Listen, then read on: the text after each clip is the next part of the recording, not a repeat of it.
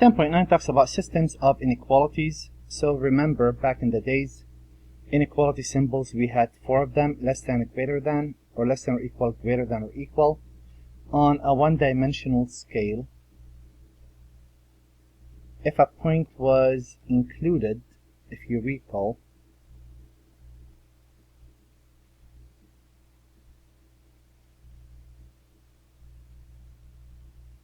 we would mark it with a closed dot, and if it wasn't included, oops, that looks like an equal, there you go.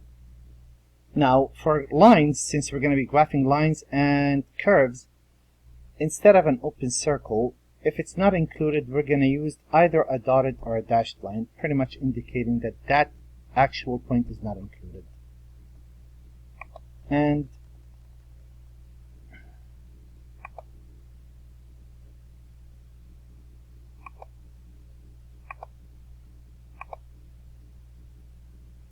here we go. So y is less than 1. We go to y equal 1. We draw, since it's not included, either a dotted or a dashed line. And we label that clearly. And when we say y is less than, you could pick a test point if you want, or this is the y-axis, something to really get out of the way. If I have y on one side, everything else on the other side,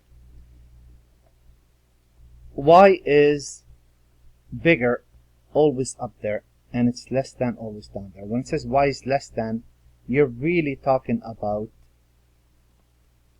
shading below that line. You could pick a test point not on the line. For example, you could pick 0, 0, and see if that gives you a true statement. Let y equal 0, 0 is less than 1. That is true. So you shade from the line to that point, but it's at this stage you want to go for less than, you shade below the y-axis. Greater than, you shade above the line or the curve. X is less than or equal to 3. 1, 2, 3. This would be a solid line because it's included, and you label x equal 3 clearly. And when you say less than or equal, that means you're going to shade to the left. And if I look at the next example, y is greater than or equal to x minus 1. Start at -1, there's -1, rise 2, run 1. And this is a solid line, so make sure when you do those, you're using a ruler for the grid and the lines. When you say y is greater than, wherever the line is, you shade above, so all of that region. You don't need the highlighter, you could shade with just, traditional shading. The following line, well, I don't have y by itself. I could do this few different ways. I could plot the line and just pick test points, meaning I should say, well, look, 2x minus y equal -4. If x equals 0, y equal 4. If y equals 0, x equal -2, it's a dotted line. That's one way of doing the problem. And I could pick a test point because they don't have y on one side, everything else on the other side. I could say pick 0, 0. Well, this says 0 minus 0 plus 4 is less than 0. Is 4 less than 0? That's false. False. 4 is not less than 0. Since 0, 0 is not there and that's false, you would shade the opposite region. Or you have another option. You could solve for y. You don't have to, but you could. You could say, you know what? I'm going to have 2x plus 4 and move the y to the right. It says y is greater than this line. Start at 4, 1, 2, 3, 4. Rise 2 and run 1. Connect that with a dotted line. Y is greater than, you would shade above. That's how I would do it. You don't have to do it that way. It's up to you. I'm going to look at all of those and go greater than and less than. I don't have to pick test points unless I have no choice. Y equals x squared minus 1. I know how that graph goes. Since it's not included, it's a parabola, but it's going to be dotted. Now, I could pick a test point. 0, 0 is an ideal point to pick if the graph doesn't pass through it. put 0 is less than 0 minus 1. This says 0 is less than negative 1, but that's not true. 0 is greater than negative 1. Since this curve breaks the graph into two lines, or two regions, if this part is not true, then it must be that this is true. Another way of doing this is following the same tradition, saying, look, y is less than, you shade below, the part that includes negative infinity. I don't forget about the bounded, I'm getting there. X is greater than or equal to x plus 2, 1, 2, 1 to the right, 1 up, 1 to the left, 1 up. This is a solid graph. This is y equal x squared plus 2. Greater than, if I pick 0, 0 in this case, I'll notice that 0 is bigger than 2. That's not true. So if this point's not true, then the actual region is inside of this, including the surrounding. Or I could say y is greater than, you shade above. And this circle, 3 to the right, 1, 2, 3, 3 to the left, 3 up, 3 down. This is a dotted circle, so it's not included. There it is. When you say less than or equal, if you pick the point 0, 0, so here I will pick a 0, 0 until I get the hang of this. 0 is less than 9, that is true, so I'm going to shade inside. It's all the points inside of that circle.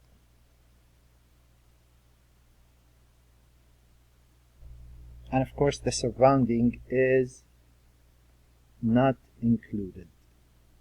And I'm going to alter that problem slightly just to get both ends. So the way it works, if you say x squared plus y squared equal 9, that's the shell of this. If you say less than, you're inside, and if you say greater than, you're outside. The next problem is the same idea. I'm looking at this circle.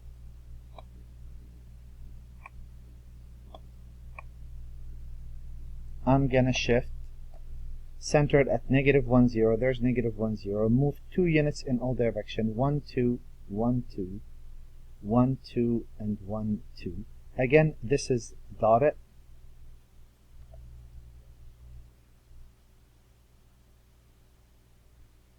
And greater than, if I pick a point 0, 0, 0 plus 1, so 1 is greater than 4, that's false, or simply, I should know if it's equal, I'm on the circle. If it's less than, I'm inside of the circle. And if it's greater than, I'm outside of the circle.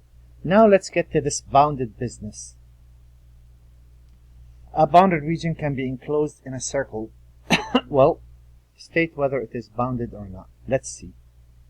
If I put a circle, and I'm going straight for it. If I put a circle right there, can I include that region in it? Well, yes, that means this is bounded. So this is bounded. Here, there's no way I could fit a circle around all of that region. So this is unbounded.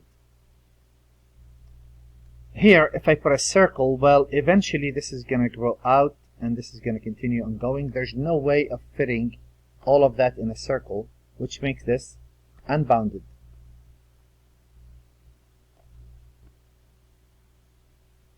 And you could tell that all of these are unbounded.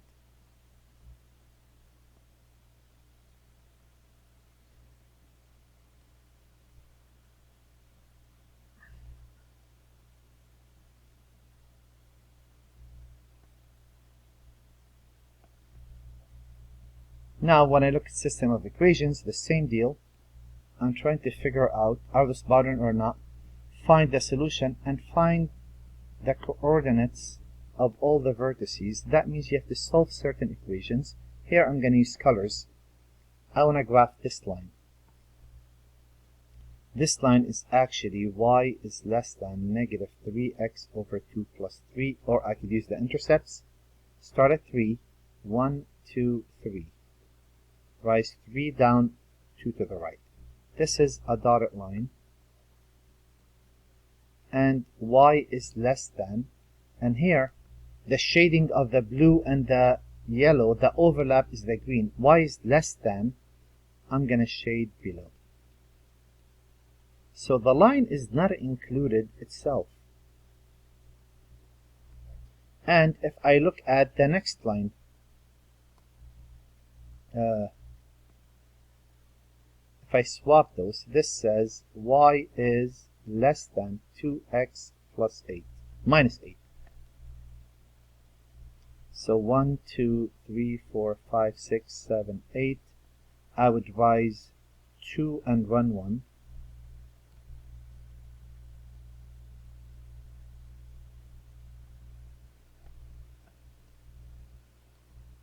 One, 2, 3, 4, 5, 6, 7, 8.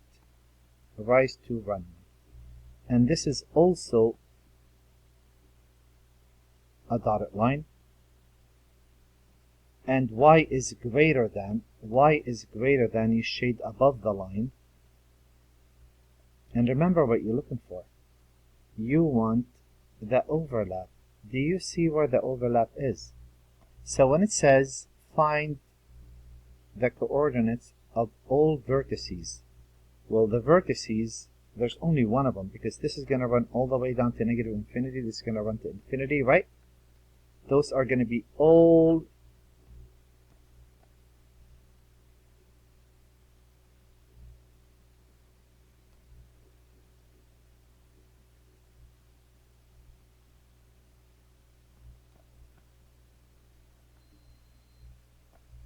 so this is the only vertex. Well, how do you find that? You're going to figure out where those are equal. Since you have y equal and y equal, if you're going to do it that way, of course you could use elimination, you could use substitution. We already did that. I'm going to set them equal to each other and see what is that point, even though it's not included, but we want to start working with that, so when the time comes we know how to do this.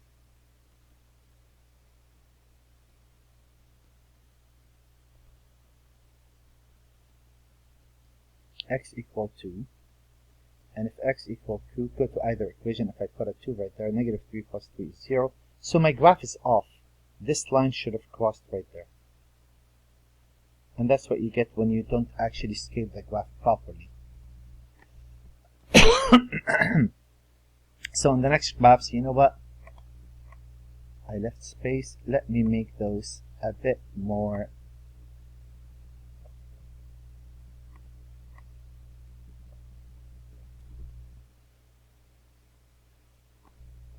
scaled. Here, I have y is less than negative x. 0, 0, 1 down, 1 to the right. Right? So this line is, let me use, I know this line is very hard to see. That is intentional, because now I'm going to go in and fill that line with, there. And this line, y is less than, y is less than negative x, I'm going to shade below. I'm going to take this line, not included, and I'm going to shade all the way below.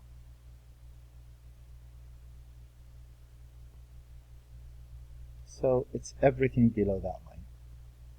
When I go for the second line, y is less than or equal to 2x minus 2, I'm going to start at negative 2, rise 2, run 1. So this graph is, and this is a solid line, so I could go straight for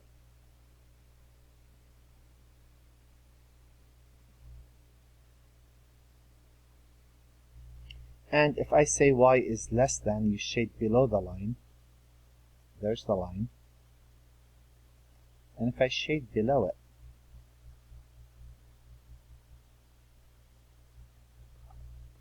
anytime they ask for vertices, they're asking for where these lines meet, right? All the corners. So where does this equal that? Basically, substitute negative x equals 2x minus 2, negative 3x equal negative 2, x equal 2/3. So this point is at 2/3, and y equal negative x, negative 2/3. And we knew it was in 1. So there it is. It's not included, so we're not going to be able to talk about that. And those are, of course, unbounded, both of them. When I look at the next problem, I want x to be greater than 1. So x is greater than 1. Let me take that again and let me start enlarging those. I didn't pay attention to how. There. A bit to the right. Perfect. And let's get that one too.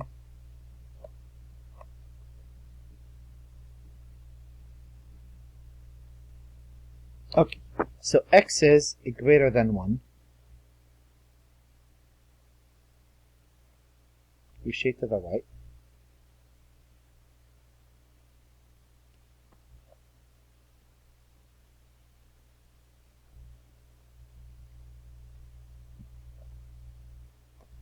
Y is less than 6.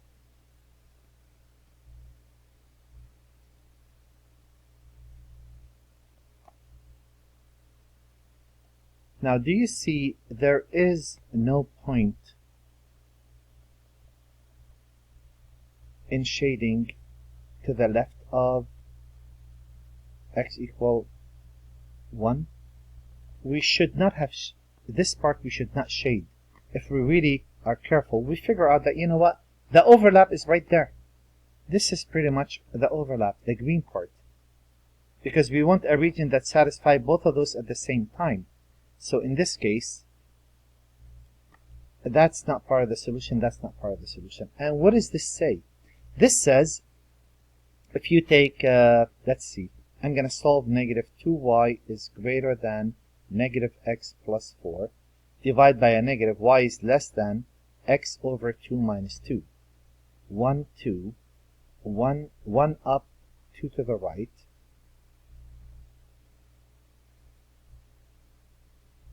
Dotted line. And y is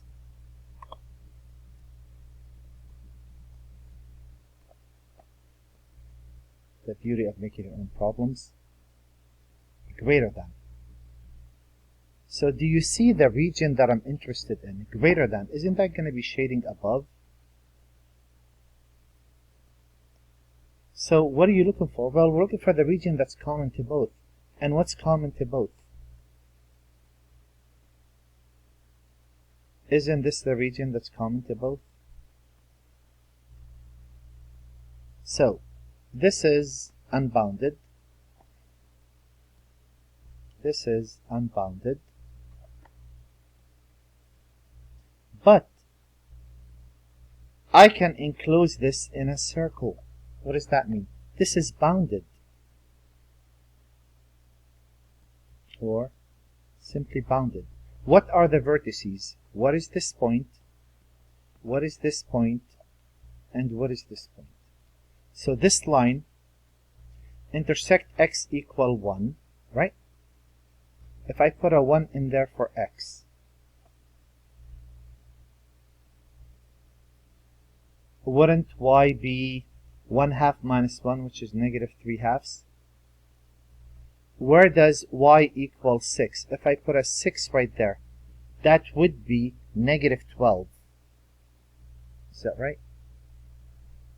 Oh, no. This is the line 1, 4. 1, 6. Right. This point, where does the line y equal 6 cross this graph? If I put y equals 6 right there,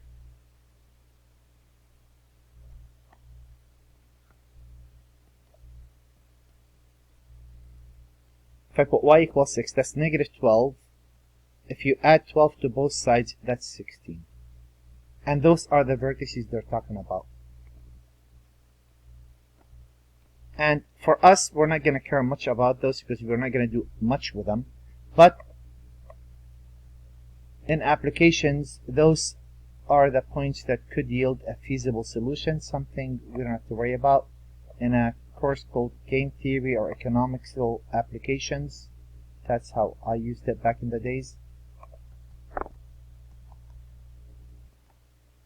And if I look at the next problem, y is greater than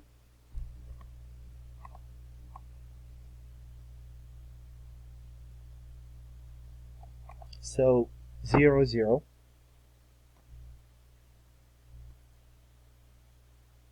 A parabola. Dot it. Not included. Should have made that more obvious. But now it's more obvious. Okay. Y is a greater than. We know the drill. So it's kind of this region. Oh, I'm sorry. It's solid. It's included. There, my mistake. I didn't pay attention. There it is. Very good. Now, when you say y is less than or equal to 4, y is less than or equal to 4, isn't the overlap going to be just the inside? So again, I could shade all of this, but the actual solution only is going to exist inside of this parabola. Automatically, that's bounded. And I know what these points are. Now, I don't know if I need them or not. Let's see if I need them or not. X is greater than or equal to 0. This is x equals 0. The greater than or equal, again, you could shade to the right, but doesn't that mean that that's the only region that's going to be a solution? So the actual solution is going to exist only on this part. So I could erase all the rest. I could leave it or I could shade it in. It doesn't matter. But the actual solution to this problem only exists right there. And what do I need? I need those points. This point right here, well, I know if x equal, if y equal 4, x equal 2, and if, oh, that's, and this point right here, if x equals 0, y equal 4, because that's where you cross the line.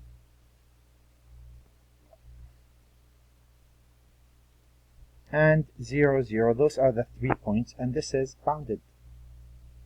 Almost done. I was going to make another video, but then, you know, it will be a very short video. How about those right here? Well, this is a circle shifted 2 units to the left.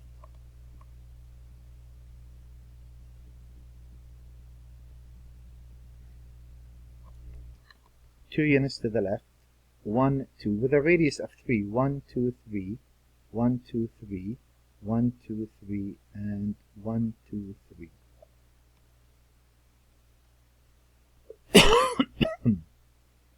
And there it is. Got it. When you say less than, that means you're shading inside of it. Right? Including the endpoints, the surrounding, because it's equal. So equal, you're walking on the circumference of the circle. Less than, you're inside. Greater than, you're outside. This says y is less than or equal to 2x over 3 minus 1. So if I start at negative 1, rise 2, run 3. The line looks like this. Now, when you say y is less than, you're going to shade below the line, but isn't that the only part that is a solution? This is bounded. If it is bounded, this is the key. If it's bounded, you could find a feasible solution. If it's infinite, then it's very hard to do. Well, I need to know where this point is and where this point is. Well, how do you do that? You use substitution. You could use elimination, whatever you like. So if I was to solve this for y, I already did, and I put that right there. That will be x plus 2 squared plus square this, 4x squared over 9 minus 2ab, 4x over 3 plus 1, right? And that should equal a 9. That's what we did. We took this and we threw it right there. And that would be x squared plus 4x plus 4 plus 4x squared over 9 and 8 9x squared plus 36x plus 36 plus 4x squared minus 12x equals 72. So that is 13x squared plus 24x. 24x equals 36. Let me just make sure. And x squared plus 24 over 13x plus, take half of the middle number, which is 12 over 13, and square it, 144 over 169. So this will be x plus 12 over 13 squared equaling 169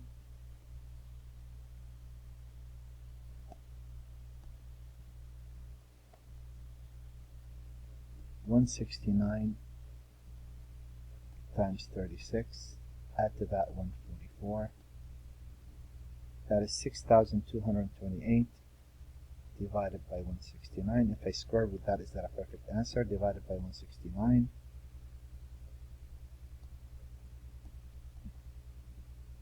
No, it's not.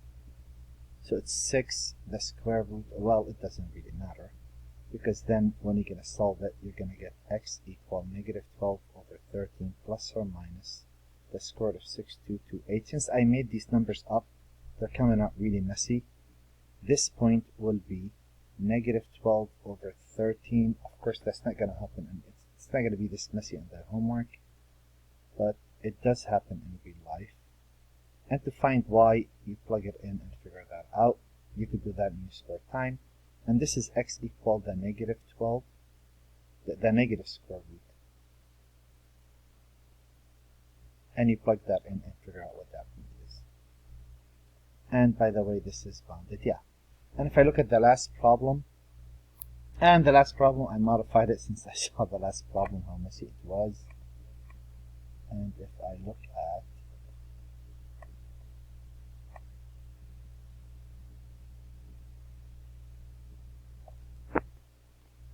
a parabola shifted 3 units to the right, 3 units up, and it opens upwards. And y is less than or equal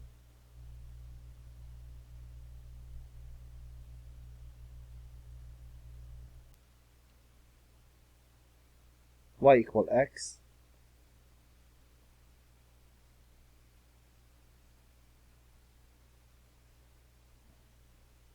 something like this.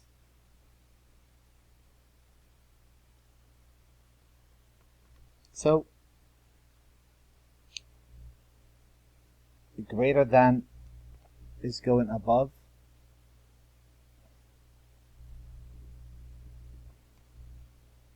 less than is going below. It turns out that's the region right there. So there are 2 points. It is bounded, which means I could find a feasible solution.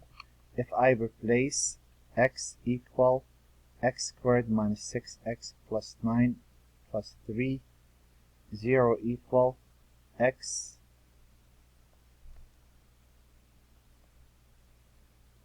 squared minus 6x plus 12 minus 7x.